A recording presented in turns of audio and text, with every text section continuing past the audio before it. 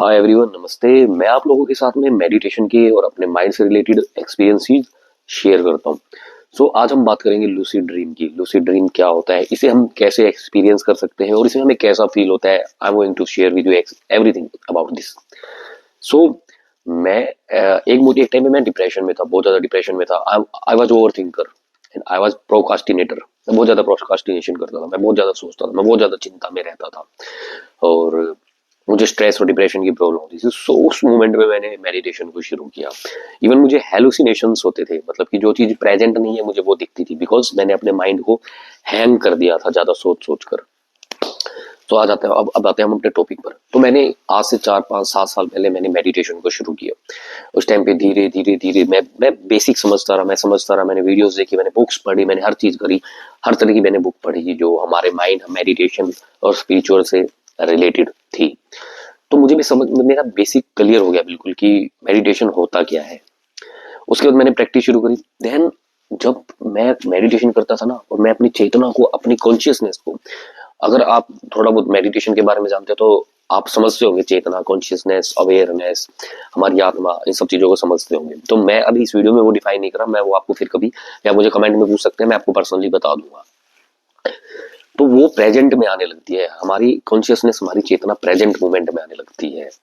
अब जैसे जैसे वो प्रेजेंट में रहती है तो आपका जो चेतना है वो हर समय इसी मोमेंट में है, वो जागृत होने लगता है, आपकी चेतना जागृत होने लगती है, आप एनलाइटेंड होते जाते हैं। आप फिर आप सोते भी हैं तो आपकी बॉडी सोती है, आपका दिमाग सोता है, लेकिन आपकी चेतना नहीं सोती है, वो हमेशा जागृत रहती है। और जब मेरे साथ ये एक्सपीरियंस होने लगा, मैं सोया हुआ हूँ, अब मैं देख रहा हूँ कि मुझे सब कुछ दिख रहा है, मैं सब कुछ देख पा रहा हूँ, मैं इवन अपने रूम को देख पा रहा हूँ, मैं जी रहा हूँ, लेकिन फिर मुझे लगता, मैं खुद से बात करता, यानी मेरी चेतना मुझसे बात करती कि यार ये नींद है, ये मैं सोया हुआ हूँ या फिर मैं जागा हुआ हूँ।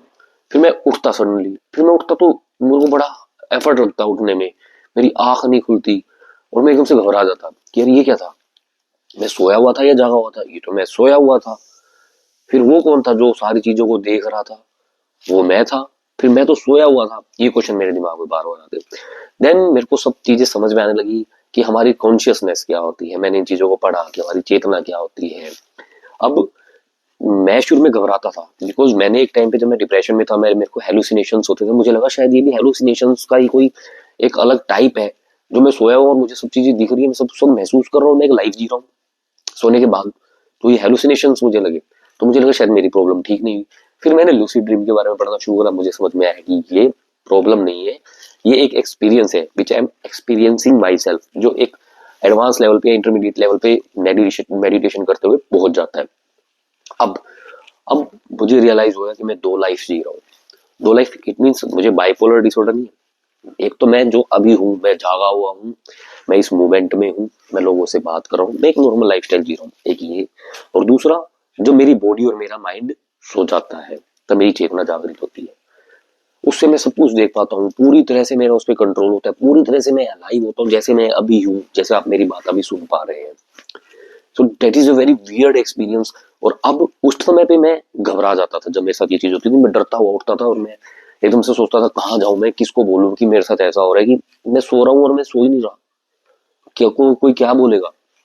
लेकिन अब मैं उसमें जाता हूँ, उस डायमेंशन में जाता हूँ मैं, और लाइफ के उस पार्ट को एंजॉय करता हूँ।